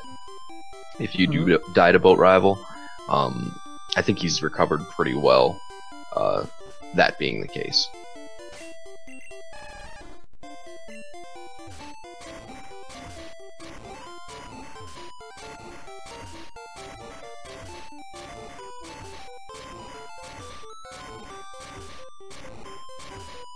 I'm interested to see what we hear from our runners after this one. This is going to be a fun interview. Mm-hmm. I'm trying to kind of time out, see what Snorm's pace is. I'm not 100% familiar with the pace at this point. It's a really rough, like, 10 minutes to get through the E4, right? I'm not sure specifically. 10 minutes with a death. 10 minutes with a death, so it'd be wait. less time. After Lorelei, 10 minutes with 1 death. So. Yeah, because that's I'm looking at the times for my PB, and I had 1 death on Champion, and it was 10 minutes and 11 seconds. So, let's see. And since I'm a yellow runner, I also have a Victory Road split, which most red runners do not. So from exiting Victory Road to the end, I could probably say it's about 12 minutes, with 1 death. So he is on very good pace. I'd say he could potentially 154. Please correct me if I'm wrong, anybody who's more knowledgeable about pace in the chat, but I think he's doing pretty well. Yeah, that would make sense, Sinstar, if he could get a 153 still. Okay. he is now depositing both Squirtle and more than likely Paris. He's leaving Pidgey in his party so that he can sacrifice Pidgey to Lorelei and get rest on turn 2, and able to use an X accuracy and Horn Drill through the rest of her Pokemon.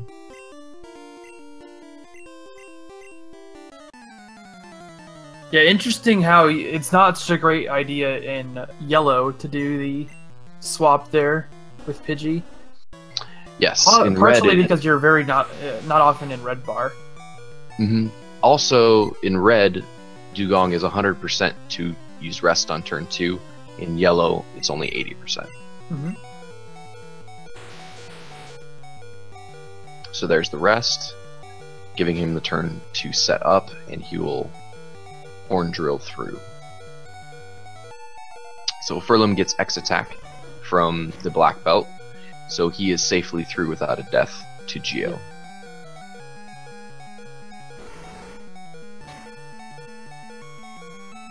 I know about Lorelei swap, Teckle. However, I choose not to do it because then I don't remember that I swapped the flyer and I end up trying to elixir and potion it. Muscle memory just too strong. Yeah, it saves 12 frames if you don't mess up any of the other menus, so it doesn't save me 12 frames.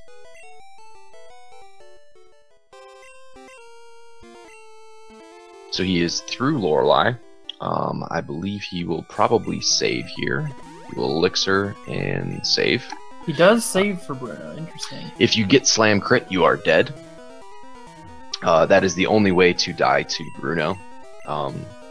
Which is not a high chance, but if you do die to Bruno, you go all the way back to Surge? No, Black Belt, I'm sorry. You go all the way back to Black Belt. That would be annoying. Yes. I can see why that would be suboptimal. And you also, a lot of runners use this Bruno save to also kind of save for Agatha as well. That makes because sense. It's a little extra time. It's probably an extra minute and a half, as opposed to saving directly for Agatha. But if you feel pretty safe on Agatha, which a lot of runners in a race will full restore for Agatha, then it's a decent safety save to use as well. In the context of this race, he will still be significantly ahead if he dies to Agatha and goes back to before Bruno.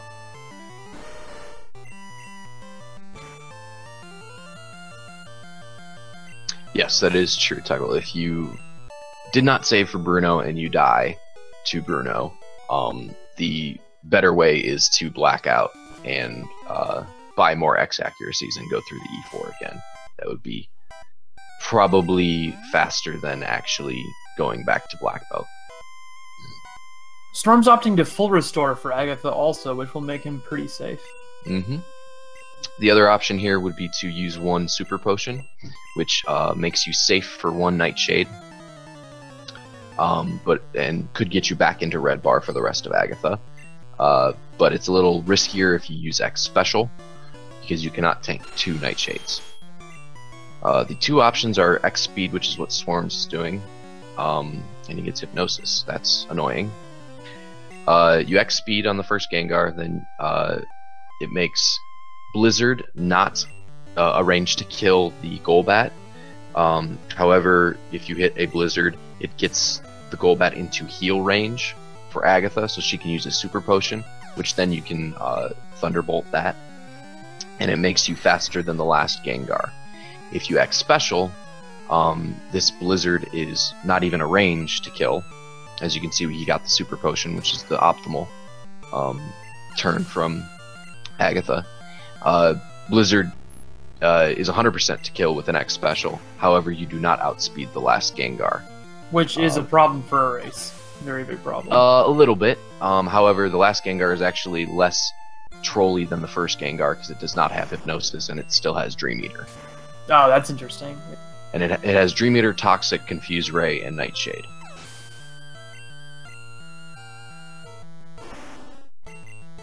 So this, he's faster. So he will probably use one potion before Lance. The range on Lance is of Hydro Pump after an X Special is 108 to 128. Same range in yellow, yeah.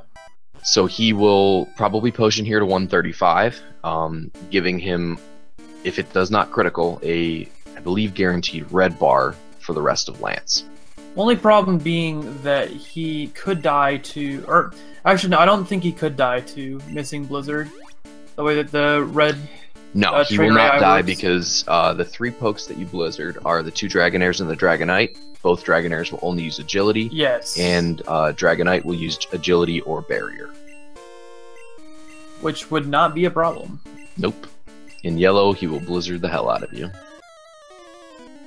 So that's smart AI being actually very unsmart because of the lack of extra moves.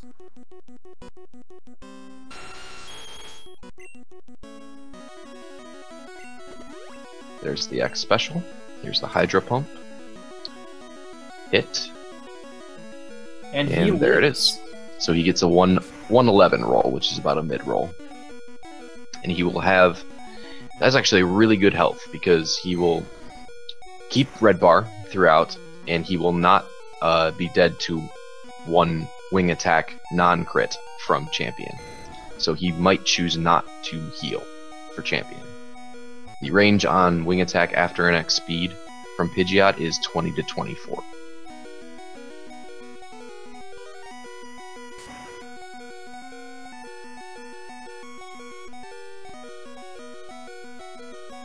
I do not know if he has another potion, potentially. I believe that Storms would have an extra full restore still, but I can't quite remember. Yes, he does, and that is saved in case he gets the charge for Sky Attack on turn 1. If he charges the Sky Attack on turn 1, then you full restore and you crit. You tank everything but a crit. He will not have red bar in that instance for the rest of Champ, but he doesn't die. Which is pretty good, you know, not dying. Right. So I'm guessing he did not heal, and he just staves and goes into Champ. This Pidgeot has... The 4 moves this Pidgeot has are Whirlwind, which does nothing because it's not a wild encounter. Ooh, we've got some swag boulders going on Furlim's screen. Nice. It has Whirlwind, it has Mirror Move, which will do nothing if you're setting up an X item. It has Wing Attack, and then it has Sky Attack. Sky Attack is similar to Dig in the fact that there is 1 charging turn and then 1 hit turn. As you can see there, he got Sky Attack, so he will full restore. So Sky Attack turn 1 kind of kills your chance at red bar. If this crits, it will kill him, I believe. It did not crit. So Sky Attack pretty much kills your chance at red bar because you have to full restore. And then Wing Attack is 20 to 24 after the X speed. A crit would then kill him from his I think 28 he had. Yeah, I believe he just lost the race world record. Or not race world record, but the tourney world record. What's the tourney? It's 154 something? 154.10, I think they said. Okay. Yeah, It's more than likely that close. will not, because he does not have red bar here. Yeah, he needs to kill 3 more Pokemon. I think it's approximately a minute and 15 or a minute and 16 from the end of Champion to the fade out.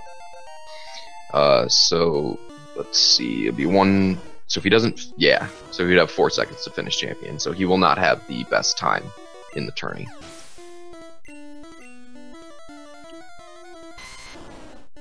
But he will have very good seeding.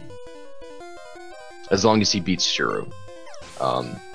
In this group, there's still a couple races left? Or this and then 1 more, right? Let's see. Some interesting bouldering movement from Furlim. So yeah, this finishes Furlim's group round. Rear Raz is already complete, and then there's 1 more race in this group tomorrow, which is Shrew versus Snorms, which Shrew is already 2-0. This will make Snorms 2-0, so that will decide the first seed coming out of this round, or this group.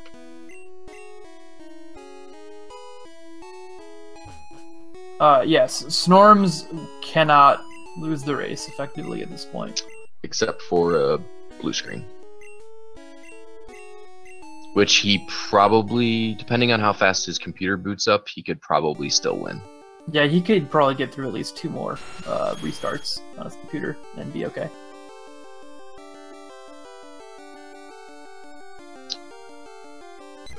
Now, this is an artifact of the keeping Pidgey around for the Lorelei red bar, is that you have to see it in the Elite Four screen here, but that's not actually a serious issue. Furlim decides to, an interesting strat, to deposit Nidoking, which he then realizes is the bad thing to do. So he's having a little trouble with the PC and the E4, but... Oh, and he also deposited... I'm so confused. Yeah, something's not right here. He does not have his flyer, from what I can see. Something's not right here. He is not saving going into He did not save, and he does not have his flyer.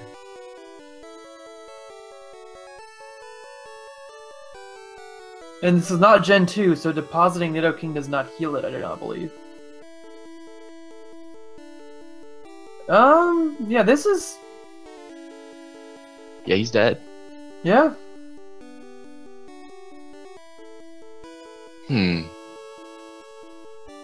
We'll have to ask him about that. I guess there is a chance, I think it's a 33% chance of Dugong to actually rest on turn 1 as well. Because all 3 of its moves are super effective versus Nidoking. He did not get that 33% chance though. And I believe that's what we call Yo-Lorelei. So he blacks out. He can't always fly back if he picks up his flyer and finish the race. He might need to buy more probably X-Acts. Yeah, he'd have to buy 1 more X-Act.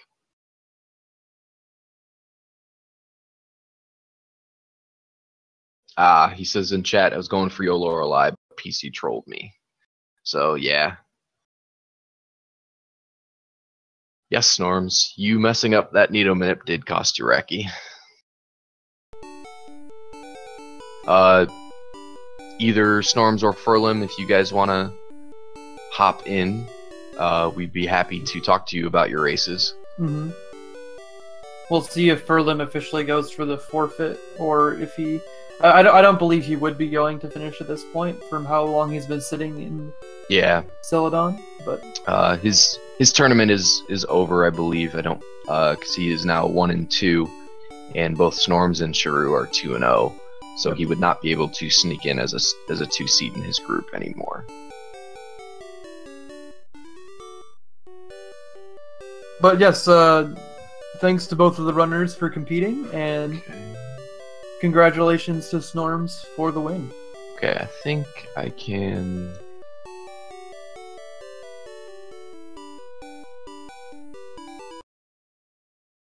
I'm not sure how to get these guys from the waiting room. Yeah, we'll have to have... You're a good player, man. There we go. Hey guys. Congratulations on the race. Tough luck there at the end, Furlim. Nah, I made many mistakes too. It was on me. Snorms, how do you feel about your run? Luck-wise, it was really solid. Execution-wise, pretty bad. Yeah, I noticed the slight movement error on the first Nidomanip. Were you hoping that the YOLO ball would still work? What? No, I missed that movement error is fine. I missed the text box after that. I mentioned okay. that the text box was off. Yeah, I missed the text box. I didn't know that. I haven't played in like a week, so I hadn't done the Nidomanip. That was the one thing I didn't practice, and it screwed me over. Yeah. That's that Goldeen fight though. Oh yeah, and then you're getting to 43 for Misty, which is exactly where you would be in an attempt. So that was interesting. Yeah. I was like, screw this, I'm not healing again. I said that it was a pretty good move in terms of safety for you to heal the full, and so you kind of got rewarded for that play. Yeah. To end up not dying still. didn't have to YOLO the Goldine in red bar or whatever. If I hadn't healed. So Furlim, I saw you got a little bit unlucky there on the surge split. Well, Misty first getting you pretty low, and then I think you decided to fight the bottom trainer because of how low you were in red bar first on the surge split. Yeah, in my case, I started the run playing pretty badly. I forgot to switch the potion to Yellow Ball Nidoran, but luckily he got into the second Pokeball. But then I wasted a Pokeball for the same reason on the Weedle, because I thought potion was at the second. It was the second item. And we noticed the same thing on the Paris, I believe, that you horn attacked the Paris in Mountain. Yeah. Because I'm not used to Yellow Ball when Pokeball isn't at the first place, so I kept going like that. Yes, and didn't one of the runners Gen 1 miss Thrash on the Pidgeys? Yeah, Gen 1 missed a Trash on the Pidgey, then I didn't know what to do, I just healed and hoped for the best. Yeah, you kind of improvised well there, because you got you through it. Yeah. The death on the Bolt Rival, it was on me. I could have healed there, but I was trying to go a little bit YOLO because I knew that Snorms was on a good run, and I needed to try to get some pressure on him. That's why I didn't save on Misty, and I got that that moment that I was screaming so loud at my house here. Fortunately, you got me muted because that speed drop almost killed me. And I got double Bubble Beam, which is pretty bad too. But then I risked staying in red bar on the Eradicate, but he gave me quick attack, so I was dead. And after that, I couldn't have anything to do. I was just my only chance it would be if Snorms got a really high bad luck like I had. But I was pretty much done with the race. I just kept going just to give you people just the two screens, not having just him racing alone. Well, we appreciate it. I saw you had to think on your feet a little bit, money wise, after dying to Boat Rival, but I thought you did pretty well improvising there. Yeah, and I thought that the rock slide skip was a good idea after being at full from healing. Yeah, I was at a high HP, so I thought that I could try to save some time and money by skipping the TM. I should have bought one less X accuracy because I could do the fight with the second rocket with Thrash, but I forgot and I bought 11, so I was thinking, well, I should have enough money. Then I started selling other items. Then I realized that I bought 11 X accuracies, and I sold one to get the money back. But I don't know. It was pretty much. I got some golds after. I have many to improve. I have much to improve in my late game, in my PB. Cool. I hope I can at least reach a 53 in this game, so I'll keep grinding. Yeah. Hey, and what I feel like is that if you get 1 or 2 golds in a run, then it's worth it. Yeah. It helps you practice your execution, if nothing else. Sure. I need to practice more some of the menus of the run. But I'll keep going. I like Pokemon runs a lot. My plan is to keep going on this game and maybe learn Pokemon Gold runs too. So let's see. I wish the best of luck to Storms to keep going on the championship. I really want to see him racing Shiro because I guess his tournament best times, they both got tournament bests against me and they're like just 6 seconds apart. It will be a very, very good race. Yeah, Storms, do we have any predictions for the race tomorrow? No predictions, but it's going to be excellent. Very close, I would have thought. Okay, it will decide the seeding in your guys' group. Yeah, so Storms and Shiru are both locked to get out of groups at this point. but their race will determine seeding for the larger tournament. And essentially, I'm guessing, let's see, more than likely, the winner of that race will have a top 2 or 3 seed overall, and the loser of the race will get probably the first seed of these, the best seed of the second seeds. Should be very interesting. Definitely going to have to play better than I did today to beat people like Gunner and the Pokey Guy and Hammer and That's if Gunner makes basically it. everyone going through. We did see you get sub 155.30, so there's a runner added to the list of. Yes. That is true. That is true. And there is no guarantee that Gunner will make it out of the group stage. The bomb has just as good of a shot. That is also true. That would be pretty interesting if that happened. That would definitely be turn an the upside. tournament upside down right there. Anything can happen in that group. Yeah. Yeah, and people were saying earlier in the chat that it is an extremely competitive group. I would not want to have gotten stuck in that group. For sure, for sure. Like when you're seeing runners like Gunner with the possibility of not making it through the group stages, you know it's a pretty tough group. Yeah, definitely. And definitely a couple wild cards in Deacon and DeBomb, not having played the game for a while, but being very skilled in Pokemon in general. And Deacon, I think, has already showed that he's got the consistency to post solo times every race. Deacon long held the Pokemon Yellow race world record until Snorms destroyed that category. On Vaporeon strats, no less. Yeah. Yep, race turned PB attempt when everyone else quit. And by everyone else, I think it was just me. Was it? I thought it was a 4-person race, wasn't it? Was it? I It thought might that have been. yeah, it was an interesting one though. So, but yeah, thanks to our runners today. Everyone quit pre-moon. I'm pretty sure. Yeah. Yeah, we have a lot of Pokemon Yellow players here today. I hope I can do some Yellow runs sometimes too. Seems interesting. You should lie down until that feeling goes away. No, Yellow's a good game as well. Just a lot different things to think about. But anyways, Furlim and Snorms, thank you guys for the race.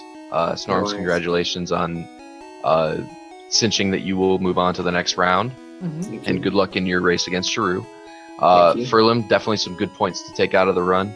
And good luck on your grind for your 153.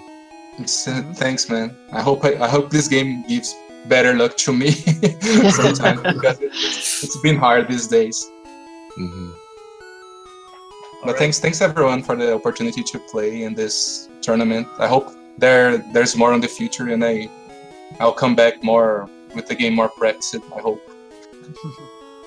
Yes, I think so far this tournament has been a huge success, and I know myself, even if I don't continue on in it, I look forward to watching the knockout round as intently as I have the group round. So big shout out to Feasel and everybody that's actually putting this thing together.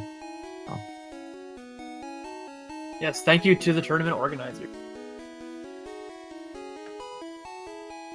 All right, if anybody, do you guys either have any last words about the run? I think so. I think that's Okay, about my it. part.